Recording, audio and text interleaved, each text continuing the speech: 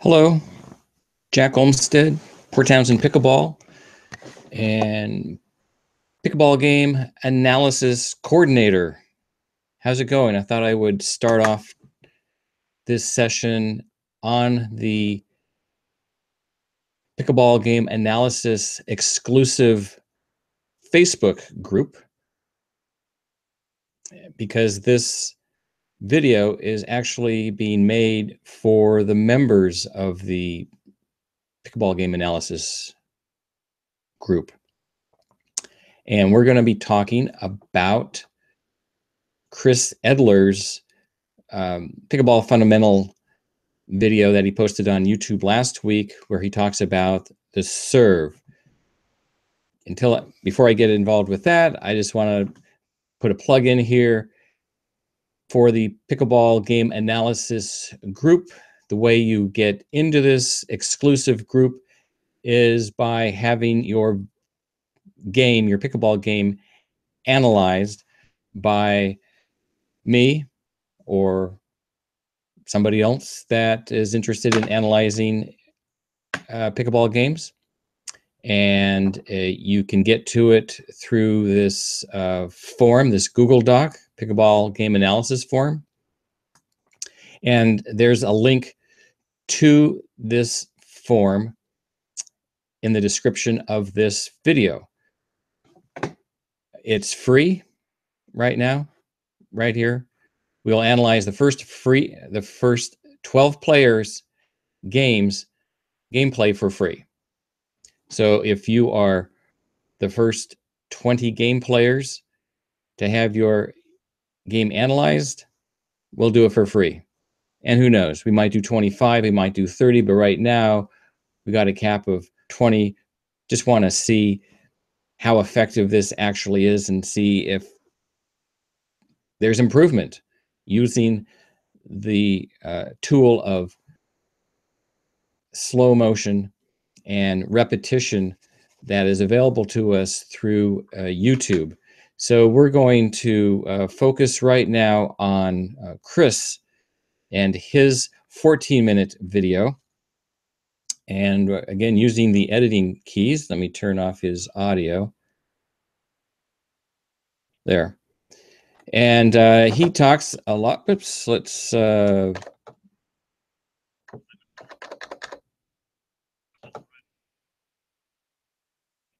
we're going to go back. Okay, he's grabbing some balls here. I hit the wrong key here. I want to slow him down. Slowing him down, and now I'm going to get to where he is demonstrating his serve. This is a 14-minute video, and he talks for probably 13 minutes. So if you want to hear him talk about the serve and his focus on the mechanics of the serve, there's a link to this video in the description below. But he only shows us two serves, actual serves, and then he explains the serves. And I wanted to focus on this because I think he's got some really excellent points. And if we take a look at his serve, we're just going to do his serve in slow motion here. Yeah, I think he's got a great serve. You know, I've played against Chris for over a year now, and he's always had a serve. He's a big advocate of the physics of the serve. He's an engineer, an aerospace engineer.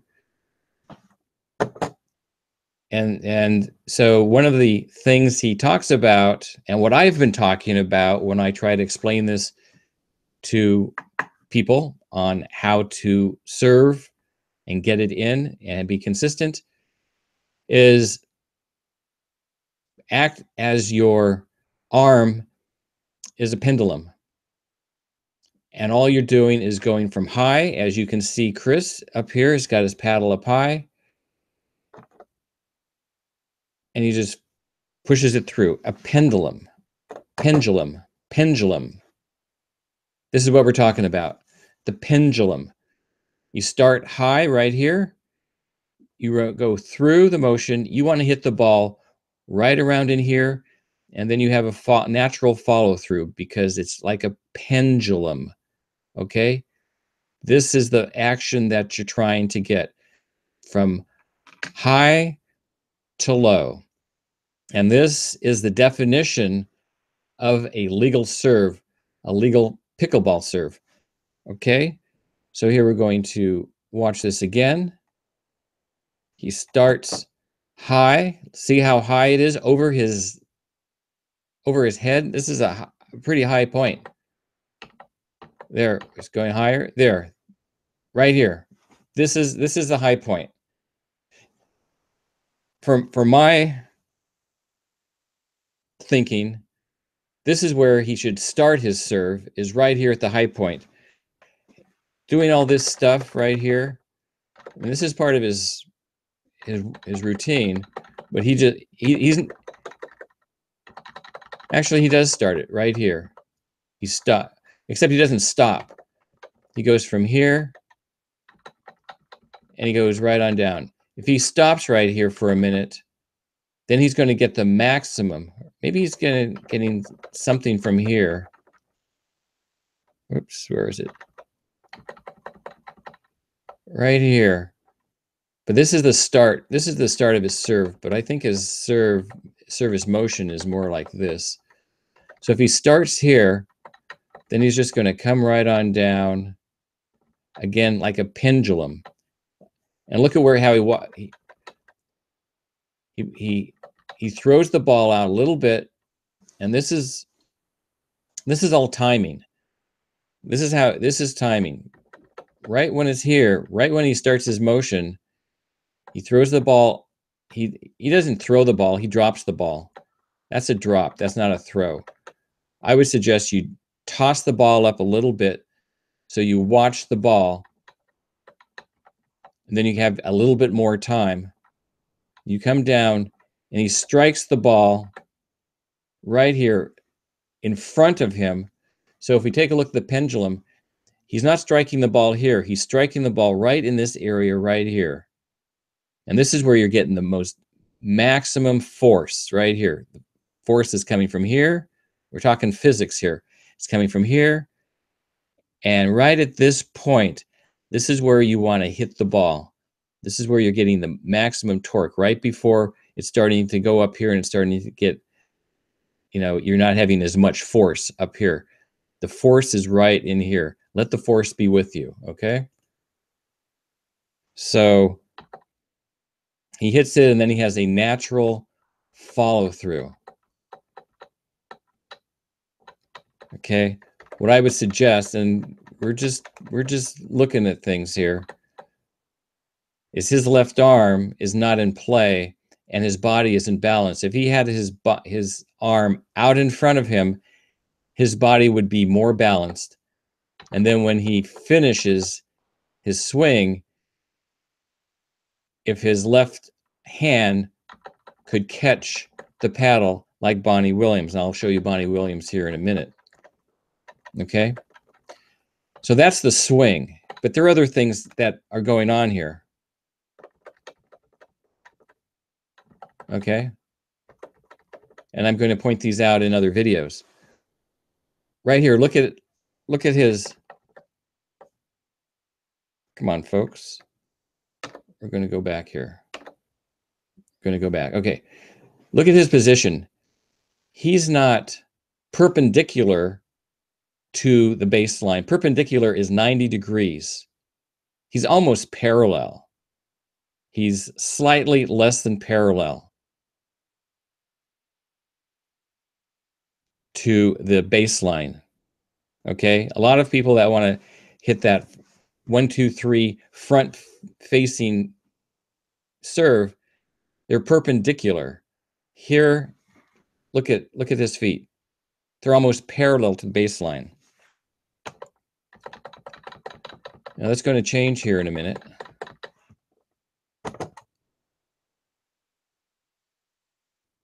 See, now he's more, if you take a look at the clock, and this is 12 o'clock, he's more at a 2 o'clock position with his toe here. And then see, look at this. His leg is moving, and his hip also moved a little bit. Okay. Here, let's go forward. Come on. Okay. So there's a lot of things to think about, but in terms of feet, when you get up to the baseline, think about your feet. Think about your arm. Okay? Think about the toss right here. Think about the step and moving your weight. See, lots of things going on here. And then he's moving his weight to his left foot, left leg. His knees are bent. Good things happen when you bend your knees. See, both knees are bent. Both knees are bent. He's bending over. He's getting down low to the ball. Getting low to the ball. He's watching the ball. His head is not looking this way. He's watching the ball. He's striking the ball. And look at where his head is. Look at where his eyes are. It's still right here. Right there. Transferring his weight. Moving forward. He's rotating his hip around. And he's got a nice follow through right over his left shoulder. Again, left arm, I would think, would be better served if it was out in front of him and if he grabbed his paddle. And if you practice that in a game, when you grab your paddle, you're going to be in that ready position and you're going to be in balance. You want to be in balance. And that's what the serve is all about, being in balance. You want to be in balance. See, here it is again. You know, I think that's a great serve. Look how close it gets. Nice serve. Nice serve. So let's take a look at what's going on here with Bonnie Williams. So she's the model that I think everybody should follow. Look at her feet. Look at her feet. We're going to go through this. Okay, let's slow it down.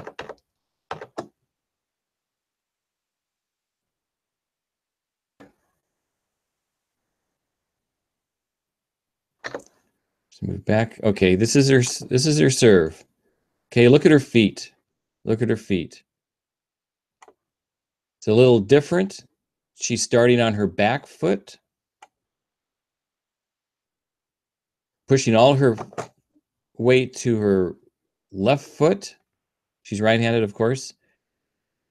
Her foot is kind of in that 2 o'clock position as Chris's was. Her weight's moving forward, but look at her. Look how she rotates her hips around. Whoops. See, Chris is not rotating his hips. See, look how she just brings that right leg across, but she's rotating her hips along with the motion. And that's how she's getting some torque. But again, it's that right here, pendulum. It's not as high as Chris. It's the same motion, though, as with the pendulum. Where's the high point? High point. How high does she go? Okay, now she's moving forward. And that's her high point right here. She's got a lot of stuff going on right around in here, where Chris, his pendulum starts at a much higher point, which means he's going to get more force with it.